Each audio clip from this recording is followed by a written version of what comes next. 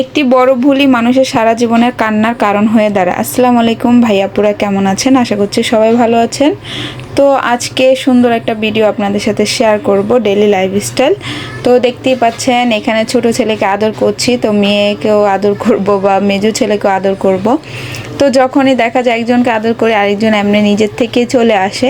আসলে সন্তানদের ভালোবেসে আগলিয়ে তারপরে প্রবাসে একা একা পালা অনেক কঠিন। তারপর আলহামদুলিল্লাহ আমি পালতেছি। তো সকালবেলা ঘরটা একটু পরিপাটি করে গুছিয়ে নিলাম।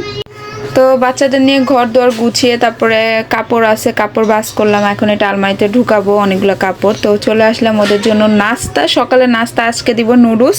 তো এক এক দিন এক একটা জিনিস দেওয়ার চেষ্টা করি। আসলে ছোট ছোট বাচ্চা থাকলে না মানে দেখা যায় কি রেগুলার এক নাস্তা খায় না। তো তার জন্য একদিন নুডলস, একদিন ব্রেড, একদিন বন, এরকম করে মিলিয়ে মিলিয়ে দেই আর কি। যেহেতু ওরা মোটামুটি বড়, একদম ছোটও না, মানে ওরা খেতে পারে, ওদের দাঁত উঠছে সবারই যেহেতু। তো এই তো নুডলসটা সুন্দর করে কুক করে নিচ্ছি। এটা হলো হেভি খাবার, তারপরে দুধ, এইটা সেটা, ফল ফ্রুট তো দিবই।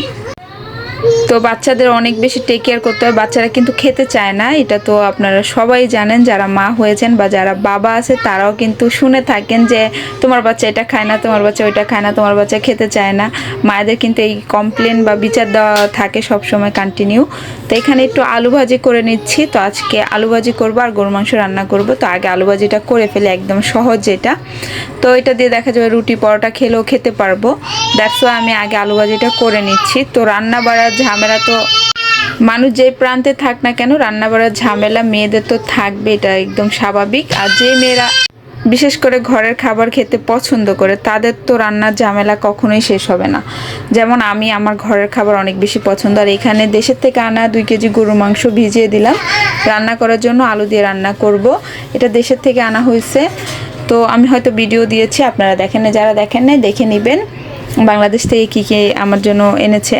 তো যাই হোক, এই তো গরু মাংস ধুয়ে এখন মশলা দিয়ে দিচ্ছি। আগে আস্ত মশলাগুলো দিয়ে দিলাম, তারপর হলুদের গুঁড়ো, মরিচের গুঁড়ো, ধনিয়ার গুঁড়ো, গরম মশলার গুঁড়ো সব দিয়ে দিব, যেটা মাংসে যায় আর কি। তো পরিমাণ মতো আমি দেই, আমার কোনো মাপা ঝাপা নাই, আমার আন্দাজে আমি দেই। এই তো দেখতে পাচ্ছেন। তো লবণ দিয়ে দিচ্ছি, এটাকে ভালো করে কষিয়ে নিব। আর দেশের থেকে যেহেতু গরু মাংসটা একদম ফ্রেশ, তো আমি ফ্রেশই রান্না করে ফেলছি। বেশি দিন হলে দেখা যায় যে খেতে ভালো লাগবে না। এখানে আদা রসুন বাটা দিয়ে দিচ্ছি।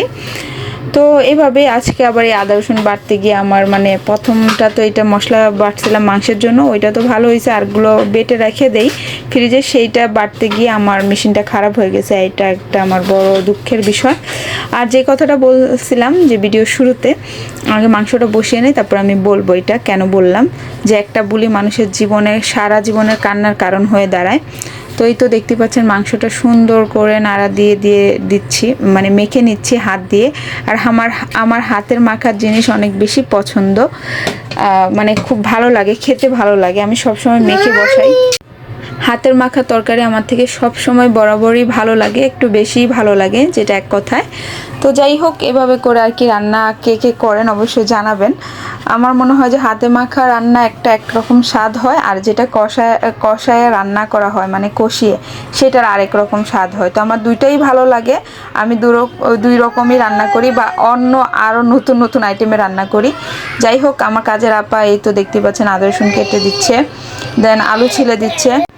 এই তো আলুগুলো কেটে দিচ্ছে। তারপর মানে কাজের আপাকে মানুষের জীবনে যদি একটা সঠিক লাইফ পার্টনার যদি না আসে না, তাহলে কিন্তু সারা জীবন তার কান্নার কারণ হয়ে যায়, তার দুঃখের কারণ হয়ে যায়। বা শ্বশুরবাড়ির যদি ভালো না হয়, একটা ভুল যদি মানুষের, যে একজনকে পছন্দ করছে যদি এলোমেলো কাউকে পছন্দ করে, যে তাকে স্নেহ করে না, ভালোবাসে না, সম্মান দেয় না বা দুষ্ট থাকে, তাহলে কিন্তু তার সারা জীবনই ব্যর্থ বা কান্না করতে করতে যায়। এটাই হলো জীবনের বাস্তবতা। একটা ভুল সিদ্ধান্ত, ছেলে হোক বা মেয়ে হোক, যদি একটা ভুল ওয়াইফ বা লাইফ পার্টনার আসে জীবনে, তাহলে কিন্তু সারা জীবন কান্না করতে করতে তার জীবনটা শেষ। এইভাবেই করে কিন্তু একটা ভুল মানুষকে কাঁদাতে পারে সারা জীবনের জন্য। যে কোনো সিদ্ধান্ত নেওয়ার আগে অবশ্যই ভেবে চিন্তে নেবেন। আপুরা নেন বা ভাইয়ারা নেন, যারাই নেন, যারা আমার ভিডিওটা দেখছেন, যে কোনো জীবনে একটা সিদ্ধান্ত নিতে অবশ্যই ভেবে চিন্তে নেবেন। এই দেখুন মাংসের কালারটা কত সুন্দর আসছে, মাশাআল্লাহ মাশাআল্লাহ। দেখতে পাচ্ছেন, মাশাআল্লাহ তাবারাকাল্লাহ বলতে পারেন।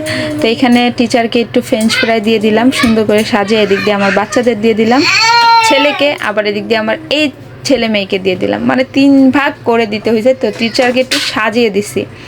তো যাই হোক, এগুলো একটু ছোট্ট ছোট্ট জিনিস সুন্দর করে গুছিয়ে করাটাই বেটার। তো ভালো থাকবেন সবাই, আল্লাহ হাফেজ।